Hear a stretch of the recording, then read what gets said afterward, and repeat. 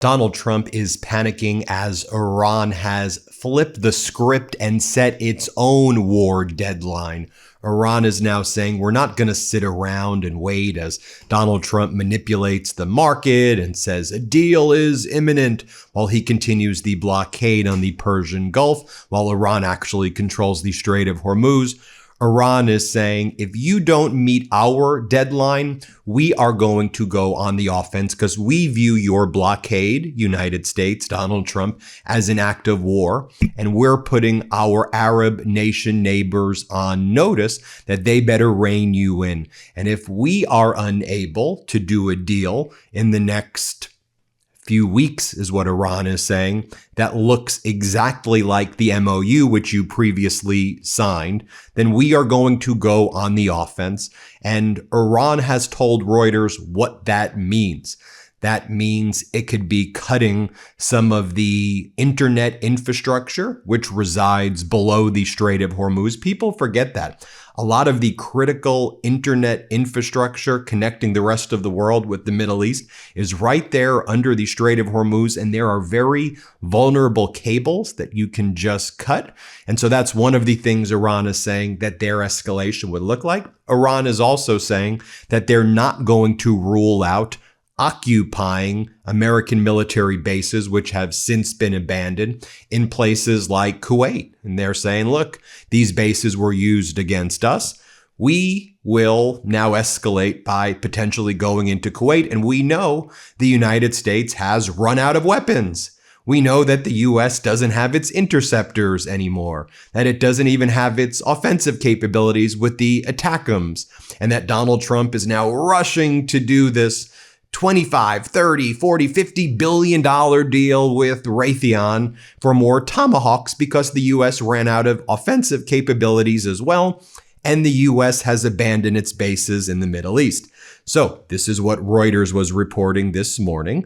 The headline is that Iran threatens to go on the offense if Strait of Hormuz diplomacy fails with the United States. The Iranian official told Reuters Iran will send its own deadline to the U.S. and mediating countries. Meet our demands, which were laid out in the MOU, or else. We're not playing around. Also, we know the Ayatollah has promoted a new group of leadership, most of the same cast of characters we've talked about before, but to additional military leadership positions with the goal of the IRGC having more robust offensive capabilities. This comes at the same time as the Wall Street Journal reported on Sunday night Iran's secret plan to escalate the war. Iran's IRGC has finished planning a massive preemptive strike against certain U.S. and Israeli targets in the Middle East in the event the U.S. does not stop its blockade or in the event Donald Trump escalates. Now, Iran kind of preemptively put this message out, knowing that Donald Trump would manipulate the market yet again. And that's exactly what Donald Trump did. It's Monday, the market opens. Donald Trump usually goes to either Barack Ravid or Trey Yingst, and both of these individuals are located in Tel Aviv, and they're his main propagandists. So Yingst reports from Tel Aviv, Barack Ravid from Axios also reports from Israel, and they usually pump out a Donald Trump message right on Monday morning before the markets open. Either that or when things get very dire, the Trump regime sends out Treasury Secretary Bessent to go on CNBC, which is a network about the stock market, basically, and business, and then they manipulate the market that way. So Iran predicted correctly. That's why they got out their stories first, and they put out their warning and their deadline first. So you had Yingst over on state regime media, which calls itself Fox, and here the Fox host says, and Donald Trump has said. After Donald Trump has said every word thereafter is going to be a lie, Donald Trump has said, he has opened up a back channel with the IRGC, and they are working closely on doing a deal. And then the IRGC responded and said, nope, that ain't happening. This just reflects how utterly desperate he is. Here's the IRGC's statement. This reflects Donald Trump's delusions and nightmares resulting from defeat and desperation in the war. The IRGC says there are no talks between IRGC officials and Americans. This lie from Trump is simple fantasies that he is experiencing due to delusions and nightmares resulting from defeat and desperation in the war. The IRGC communicated this to Tasnim News, which is the Iranian state news network. Trump is trying to temporarily control the price of oil and energy in the world with these statements, but he only has one real path ahead of him, and that is to accept defeat and implement the conditions that Iran has set. The IRGC concluded to Tasnim, the sooner the Americans accept their failure and make decisions based on that, the more they will save their country from greater and more significant losses. So here's Donald Trump talking to a Fox host, and here the Fox host says that Donald Trump told him, we have a back channel with the IRGC. Here, play this clip. The president about the communication with the Iranians, and interestingly, President Trump confirmed to Fox News that there is a back channel with the IRGC. These are the hardline officials inside of Iran, and that the United States and officials in Washington are speaking directly with IRGC officials in Iran. This is another indication that the Trump administration is not just dealing with the political echelon in Tehran, but also some of these hardliners that have launched attacks against U.S. forces.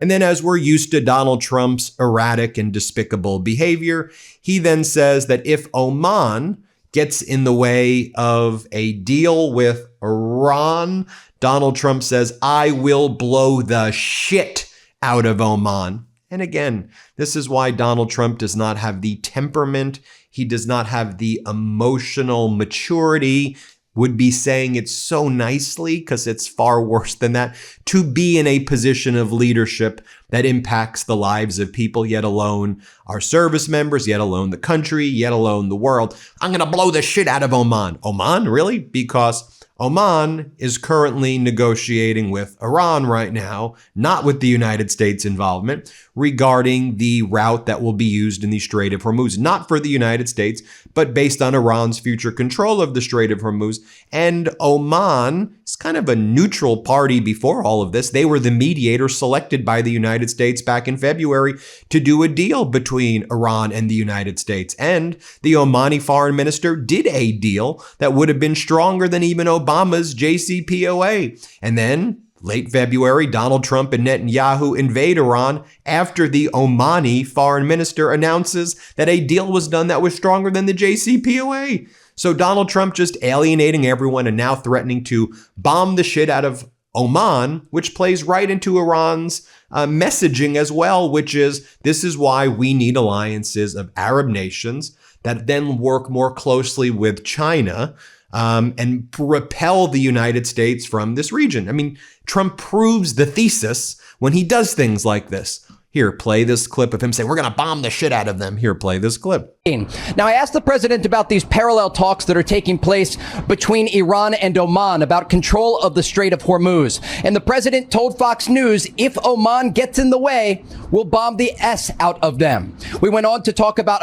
And then Donald Trump says, and if Iran doesn't do a deal with us, they need to wave the white flag of surrender. Again, you see how desperate he is.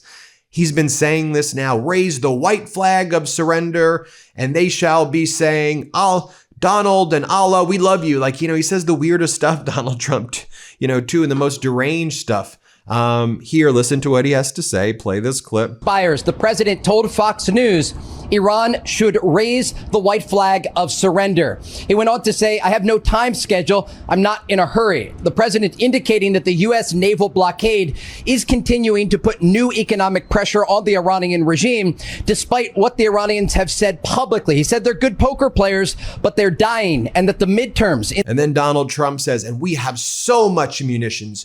The depletion, it's like peanuts.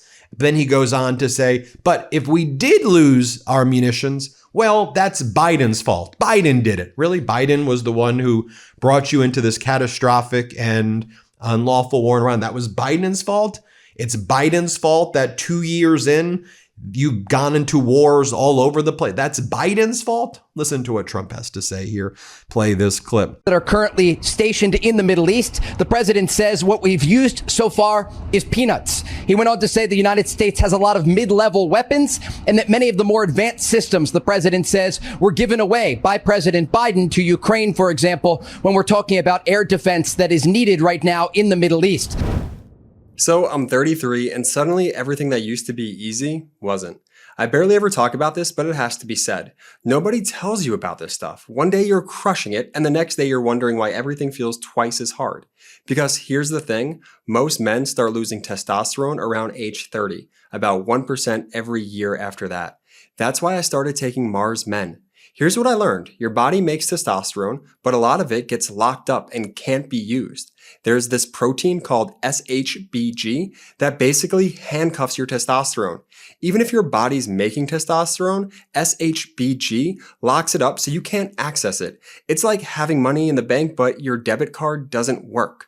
Mars Men is designed to help free locked testosterone so your body can actually use it. No synthetics, no needles, just real ingredients that help optimize energy, focus, and strength. Since using Mars Men, I feel the difference every day. From my lifts to recovery, I feel like my old self again. Mars Men supports healthy T levels, energy, and stamina, and has 8 natural, clinically dosed ingredients.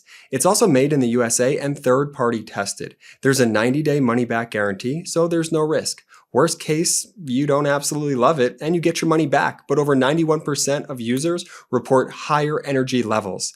For a limited time, our listeners get 50% off for life, plus free shipping and 3 free gifts at mengotomars.com. That's mengotomars.com for 50% off and 3 free gifts when you check out. After your purchase, they'll ask where you heard about them. Please support our show and let them know that MeidasTouch sent you. Iran's foreign ministry spokesperson also is responding to this idea that today was some meaningful date under the Memorandum of Understanding, because under the MOU, today was the 60-day period where there would be a final deal between Iran and the United States. But the Irani foreign ministry spokesperson's like, what are they even talking about? The U.S. breached this. They attacked us again during the MOU period. We don't view the MOU as being currently even in effect, such that the 60-day deadline is a thing. But if the United States will agree to the MOU terms, which it previously agreed to, which, by the way, includes Israel leaving Lebanon. That's Article 1 of it. Article 5 is Iran controls the Strait of Hormuz and manages the Strait of Hormuz in consultation with the other Arab nations. Also, the other points are a $300 billion fund to Iran, right, which Marco Rubio immediately said, oh, we're not going to do that. It's in the MOU. If you're not going to do it, don't put it in the MOU. Unfreezing the funds to Iran, in addition to the $300 billion, there was $12 billion that Qatar was supposed to unfreeze, which it didn't. Iran says those are the terms. That's it. The Strait of Hormuz remains closed until those terms are met. And now we've set a deadline for a few weeks where we'll go on the offense. We're not afraid of you. We know you're out of weapons. We know you're out of weapons. State regime media then sends, or Trump regime then sends its MAGA Congress member bootlickers to state regime media. Here you have MAGA Republican Congress member Pat Fallon, who dismisses the dire conditions aboard the USS Abraham Lincoln. Here's what he has to say. Play this clip. And these reports are just that. I haven't heard anything personally from our office, and I trust the Navy to do this as well. So I don't make much of it, to be honest. Okay, so you're not concerned about these reports. I guess, 260 days is a long time, for deployment. Yeah. Oh, no, there's no doubt about it. I mean, look at our armed services. Our folks, our soldiers, our sailors, our airmen do a fantastic job. Of course, when I served, you always prefer to be stateside if possible, but that's part of the job is to deploy. And they did that. I think they did an outstanding job. I'm glad they're coming back. Yeah. Well, MAGA Republican Congress member Brian Mast says, I understand that we've depleted our oil stockpiles, but just think about it. We've been at war with Iran for 40 years. So clearly we had to deplete ours. What do you mean we've been at war for 40 years? I don't even know what these people are talking about. Donald Trump started a war in February with Netanyahu against Iran. Stop with these stupid talking points right now. Please, just the American people are suffering. The world is suffering right now. The Trump regime has engaged in so many war crimes. And the United States now to the rest of the world just looks so utterly weak and pathetic. But look at the mental gymnastics. I didn't want to call it the mental non-gymnastics that these MAGAs go through in order to justify why they were so angry at Biden. But Donald Trump, this is exactly the plan that everybody had in mind. What are they even talking about? Here, play this clip. This has gone on, and it does deplete U.S. stockpiles, but those stockpiles, they exist for us to use for defense, for deterrence, and for eliminating enemies that have been attacking us. And he laid that out as well. Iran has been attacking us for the last 30 years, but even if I gave you a number of the last 30 months, in the last 30 months before Epic Fury, they attacked us over 350 times, killed 3 U.S. service members, countless contractors, driving small boats into our big ships, firing ballistic missiles and drones at us. This has been sustained. And Epic Fury is simply the first time that the United States of America has said, you know what? We're not going to take this. I find it notable as well that so Jared Kushner met with Hamas and first met with Hamas and said, Hamas, you need to reaffirm your obligations that the Board of Peace is requiring of you to disarm. And then Hamas put out a statement with Kushner. We agree. We'll do it. Tell us what you want us to do. Then on the other hand, he said he met with Netanyahu. He says, Netanyahu, you now need to start getting out of Gaza, and you need to agree to the 15-point plan that we negotiated between Israel and Hamas. Remember 3 weeks ago, Trump posted, we did another deal. I thought you did the deal last October where you claimed that there was a ceasefire, which wasn't a ceasefire at all, which the MeidasTouch network called out right away as not being a real thing. And then Netanyahu tells Kushner that we're not doing it. This was the reporting. Kushner spent over 4 hours pressing Netanyahu to advance Trump's Gaza ceasefire plan. Netanyahu resisted, citing October elections and insisting Hamas fully disarm before any Israeli withdrawal. And so Netanyahu looked at Kushner and said, get the F out of here. And then we have statements, of course, from Israel's defense minister, Israeli Katz. We have statements from Smotrich. We have statements from Ben Gvir and others, top leadership of the Netanyahu regime, and Netanyahu saying, we're never leaving Gaza. There will never be a Palestinian state. We will never be doing any deal with Hamas or with the Palestinians at all, ever, period, full stop. As Donald Trump claims, board of peace, it's working. I mean, again, just so completely pathetic. Meanwhile, Xi Jinping spoke this morning, issuing the following statement on Taiwan. China's development will bring about prosperity for all through the common progress of all of its regions and the Chinese nation on the basis of completing the reunification of the motherland. It should be noted that China's long-term plan had reunification scheduled for 2027 between Taiwan and the United States. And this comes at the time when the United States removed its last aircraft carrier from the Pacific, which was the last kind of major U.S. Kind of the big military Navy, aircraft carrier over there in the Pacific. That's now being moved to the Middle East as Trump has just totally screwed up all of the logistics regarding our service members aboard these U.S. aircraft carriers who weren't even getting food and weren't getting, treated, who were being treated horribly by the Trump regime. We heard from numerous senators this morning. We'll share with you over here some of the statements coming from Senator Mark Kelly. Here's what he had to say. Play this clip. Yeah, before I get to that, let me just say, the president's comments are just uncalled for. I mean, he's a guy that has spent a good portion of his adult life sitting on gold toilets and doesn't know what hardship is and doesn't understand our service members. In fact, it's insulting. What he said, that the deployment wasn't long enough. He doesn't know sacrifice. I spoke to a grandmother of a sailor who, she said when he went into the Navy, he was already skinny. Looks like he's lost 20 to 25 pounds.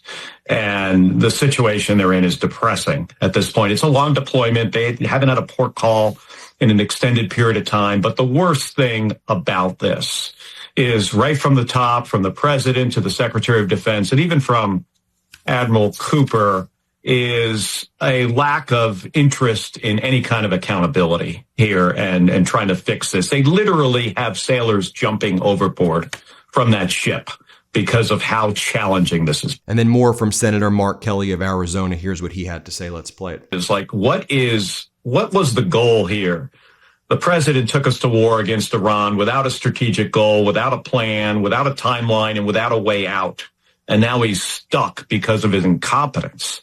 And because of that, you have 5,000 sailors on the USS Abraham Lincoln who are living under challenging conditions. You also have the other sailors in the rest of the battle group. It's not just this ship. And we have a president that still has no plan on a way out of this. So there you have it, everybody. We'll keep you posted throughout the day. What Donald Trump just posted. The number one goal is and always will be that Iran cannot have in any way, shape, or form a nuclear weapon. Thank you for your attention to this matter, Donald J. Trump. So pathetic. Hit subscribe. Let's get to 7 million subscribers. Thanks for watching, everybody. Before you go, our book, WTF America, is available for pre-order now. It's the story of how we got here and how we fight our way back. To pre-order, scan the QR code or click the link in the description. Let's do this.